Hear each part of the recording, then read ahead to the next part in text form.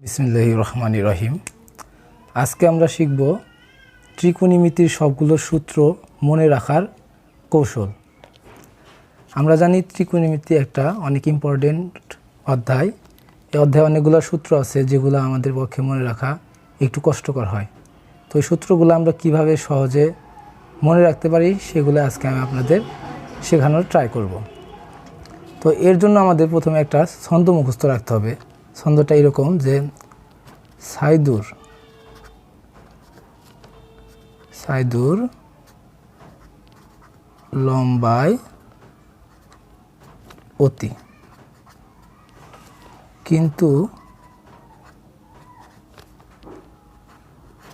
ভীতু অতি, তবুও লজ্জায়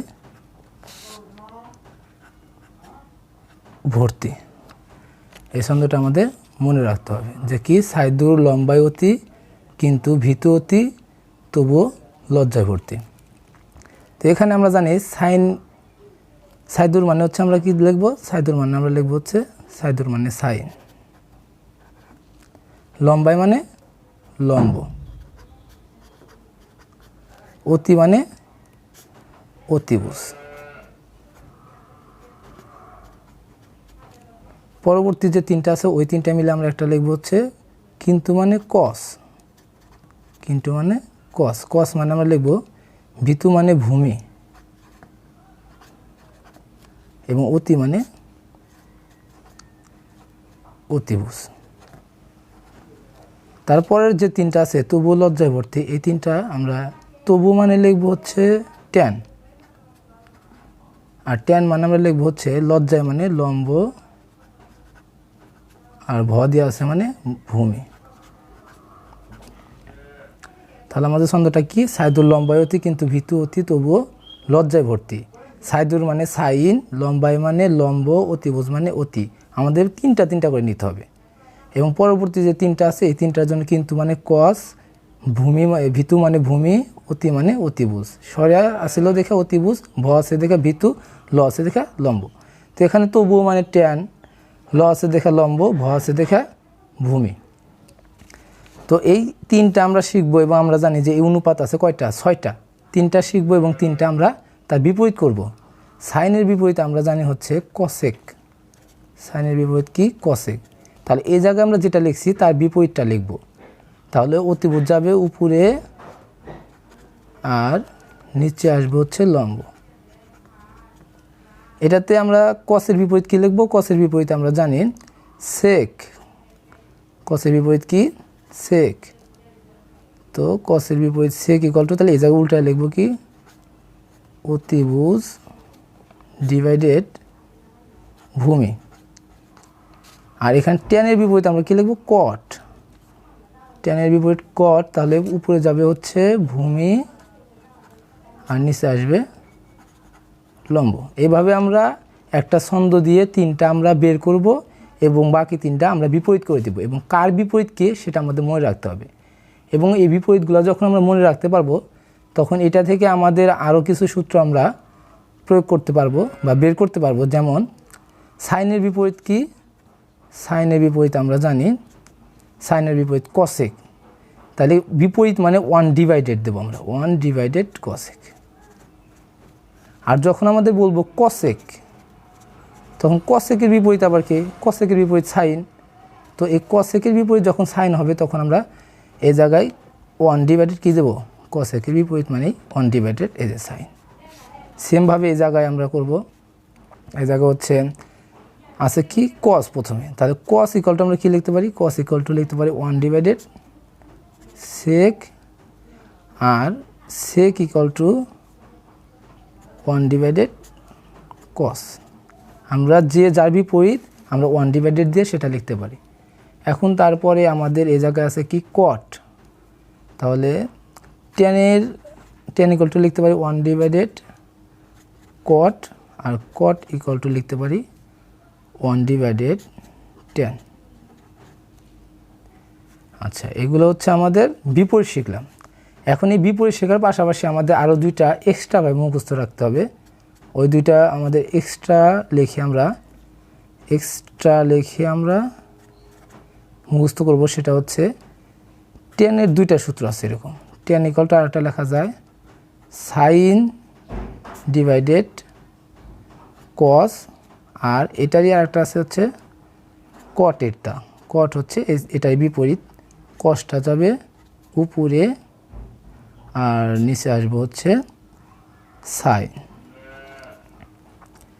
তো আমাদের এই কয়েকটা আমরা এইভাবে মনে রাখবো যে সাই দূর লম্বায় অতি কিন্তু ভীতি অতি তবু লজ্জায় ভর্তি। এই সূত্রগুলোতে সাইন দিয়ে এবং কস দিয়ে এবং টেন দিয়ে তিনটা বের করব এবং তিনটা বিপরীতভাবে শিখব, এবং আমরা যেগুলো যার বিপরীত ওইগুলো মুখস্থ করব, যে সাইনের বিপরীত কসেক, কসের বিপরীত সেক এবং টেনের বিপরীত কট।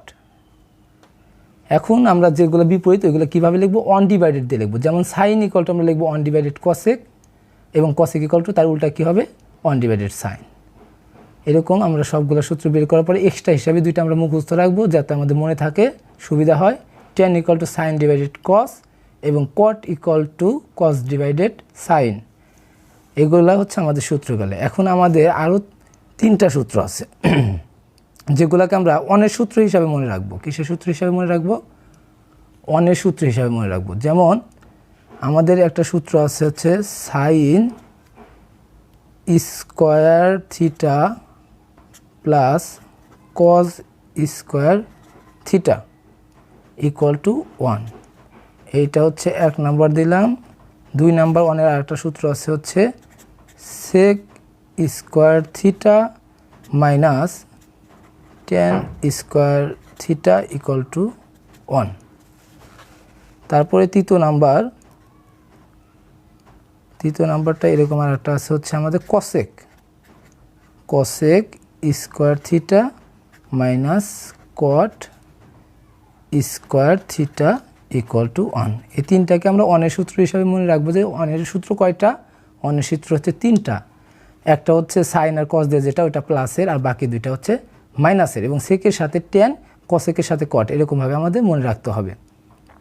মনে রাখার পরে এই তিনটা সূত্র থেকে এইটা থেকে আরও দুইটা বের করা যায়, এটা থেকে আরও দুইটা বের করা যায়, এটা থেকে আরও দুইটা বের করা যায়। তো আমরা এখন শিখব যে এই প্রত্যেকটা সূত্র থেকে কিভাবে আরও দুইটা করে বের করা যায়। তো এখন আমরা যে নিয়মটা শিখতে চাইতেছি যে sine square theta plus cos square, এই যে অনের যে তিনটা সূত্র আছে এটা থেকে আমরা আরও কীভাবে প্রত্যেকটা থেকে দুইটা করে সূত্র বের করতে পারি। যেমন এই জায়গা থেকে যদি আমাদের কখনো আসে যে sine square theta equal to কী, তখন আমাদের এই জায়গায় এই যে এর সাথে যে কজ স্কোয়ার আছে এটাকে আমরা ওই পাশে পাঠিয়ে দেবো। তাহলে ওই পাশে ফার্স্ট আছে 1, এই প্লাস আছে ওই পাশে দেখা যাবো মাইনাস, এই যে একটা সূত্র হয়ে গেল। আবার যদি এই সূত্রটা থেকে আমাদের বলে কসের মানটা বের করো, তাহলে cos square theta equal two আমরা কি লিখতে পারি, cos square theta equal to লিখতে পারি 1। তো ওই পাশে ডান পাশে আছে, তাহলে এবার সাইনটা আছে কি, সাইনের সামনে কোন চিহ্ন নেবেন আছে প্লাস, ওই পাশে গেলে হয়ে যাবে মাইনাস। আচ্ছা, এটা থেকে আবার অনেক সময় এটা থেকে আরও সূত্র বের করতে বলতে পারে। যেমন এটা থেকে আমাদের বলতে পারে যে শুধু সাইন থিটা কত, শুধু সাইন থিটা বের করতে বললে এই যে এই পাশে যে স্কোয়ারটা আছে স্কোয়ারটা আমরা ওই পাশে কী করে দেবো, রুট করে দেবো, পাঠিয়ে দেবো। তাহলে এটা সূত্রটা দাঁড়াবে কি, শুধু স্কোয়ারটা ওই পাশে যে হবে রুট, আর এই যে ভিতরে যে আছে তাই 1 মাইনাস কজ স্কোয়ার থিটা। আর এটা থেকেও আমাদের ওইরকমভাবে সেমভাবে বলতে পারে যে কস থিটা ইকুয়াল টু কত, স্কোয়ার বলে না, তাহলে স্কোয়ারটা আমরা কী করবো, স্কোয়ারটা আমরা ওই পাশে পাঠিয়ে দেবো। তাহলে root 1 minus sine square theta. এখন এই গেছে আমাদের 1 নাম্বার অনের সূত্র। এখন 2 নাম্বার যে অনের যে আর একটা আছে ওইটা হচ্ছে কি, প্রথমে আমরা sec square theta minus tan square theta, এই সূত্রটা আমাদের কি হবে, এই সূত্রটা হচ্ছে, তাহলে এই জায়গাতে আমাদের 1 আমরা তো জানি এটা মেন সূত্র, এটা থেকে বের করা যায় যদি সেক স্কোয়ার বলে, সেক স্কোয়ার বললে আমরা এই জায়গা থেকে ওই পাশে 1 আছে থাক, এই যে টেনটা আছে কি আছে মাইনাস, ওই পাশে যদি পাঠা দিয়ে হয়ে যাবে প্লাস। তাহলে এই যে একটা সূত্র হয়ে গেল। এখন এই সূত্র মেন সূত্রটাকে যদি আমাদের টেনটা বের করতে বলে, তাহলে আপনারা দেখেন যে এই টেনের সামনে আছে কি, টেনের সামনে আছে মাইনাস। তো এটাকে যদি আমরা সামনে রাখি তাহলে তো আমাদের সূত্রটা দাঁড়াইতেছে যে মাইনাস টেন স্কোয়ার থিটা, কিন্তু আমাদের তো তা বলে না, আমাদের বলবে শুধু টেন স্কোয়ার থিটা। তো এই মাইনাসেরটা সূত্রটা বের করার সময় আমরা একটু টেকনিক অবলম্বন করব, সেটা হচ্ছে এই টেনের জায়গায় দেব 1 আর এই টেনকে দেব 1-এর জায়গায়, টেনের জায়গায় দেব 1 আর 1-এর জায়গায় দেব টেনকে। যেমন এই জায়গায় দেখেন সেক স্কোয়ার থিটা যে আছে, এই সেক স্কোয়ারটা ঠিকই রাখলাম, এই টেনের জায়গায় দেব 1টাকে, আর এই টেন স্কোয়ারের জায়গায় দেব, টেন স্কোয়ারের জায়গায় দেবো আমরা কীকে, টেন স্কোয়ারের জায়গায় দেব 1-এর জায়গায় দেব হচ্ছে টেন স্কোয়ার থিটা। তো এখানে মূলত আমাদের সূত্রটা দাঁড়ালো কি, tan square theta equal to sec square theta minus 1। তো এই যে আমাদের ডান পাশে তার বাম পাশে আনি, অতএব ten square theta equal two এই যে বাম পাশে সম্পূর্ণ ডান পাশে দিয়ে দিই সেক স্কোয়ার থিটা মাইনাস 1। তো আমাদের এই সূত্রটা আমরা মুখস্থ রাখবো, এই সূত্রটা আমরা মুখস্থ রাখবো। আচ্ছা, তো এই জায়গায় কয়টা সূত্র রইলো, এই যে একটা, এই যে একটা আর এই যে একটা, তাহলে এটা মেন, এর থেকে আমরা 2টা বের করলাম। তো আমরা দেখবো যে যেটাতে টেনের দ্বিতীয়টা যদি বের করতে পারলে ওইটার সামনে থাকবে হচ্ছে মাইনাস, তো আমরা মাইনাস তো রাখতে পারবো না, শুধু টেন বের করতে বলবো। তো ওই জায়গায় আমরা একটু টেকনিকটা কি ইউজ করব, যে এই যে মাইনাস যেটা বের করতে বলবো ওই জায়গায় আমরা এক্সচেঞ্জ করে দেবো। যেমন এই টেনের জায়গায় আনবো 1 আর এই 1-এর জায়গায় দেবো 10, কোন চিহ্ন পরিবর্তন করব না, এরকমভাবে আমরা এটা শিখব। এবং তারপরে যে আমাদের আর 3টা সূত্র আছে, সেটা হচ্ছে কি, আমাদের পরবর্তী একটা যে সূত্র আছে সেটা হচ্ছে cosec square theta minus cot square theta equal to 1। এ জায়গা থেকে আমরা যদি কসেক বের করতে বলে তাই তো সহজ, কারণ কি আমরা জানি যে প্লাসেরটা সামনে প্লাস আছে, প্লাসেরটা বের করতে বলে কোনো ঝামেলা নাই। ওই পাশে 1 আছে 1, এই যে মাইনাস কট স্কোয়ার আছে ওই পাশে যাওয়া যাবে প্লাস কট স্কোয়ার থিটা। তাহলে এটা আমাদের একটা সূত্র হলো। কিন্তু যদি আরেকটা বের করতে চাই তাহলে যে আমাদের আগেটার মতো যদি কট স্কোয়ার বের করতে চাই তাহলে এর সামনে আছে মাইনাস, আমাদের মাইনাস থাকলে আমরা কি করব, কোনো নিয়ম দেখব না, আমরা ডাইরেক্ট এক্সচেঞ্জ করব।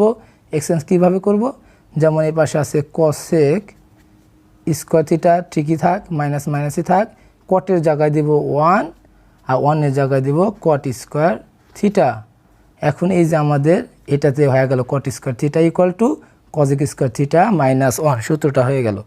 এখন আমরা যদি এক্সচেঞ্জ করে দিই, যদি আমরা ডানেরটা বামে আনি আর বামেরটা ডানে দিই, যেমন cot square theta equal two cosec square theta minus 1, এই যে আমাদের সূত্রটা হয়ে গেল। তাহলে এই যে একটা, এই যে একটা আর এই যে একটা, এটা তো আমাদের আসবে না, এটাই তো আমাদের এই যে ডানেরটা বাম পাশে আর বামেরটা ডান পাশে। তো আমরা এইভাবে ত্রিকোণমিতির যে সূত্রগুলো আছে এই সবগুলো সূত্র আমরা এইভাবে মনে রাখতে পারি।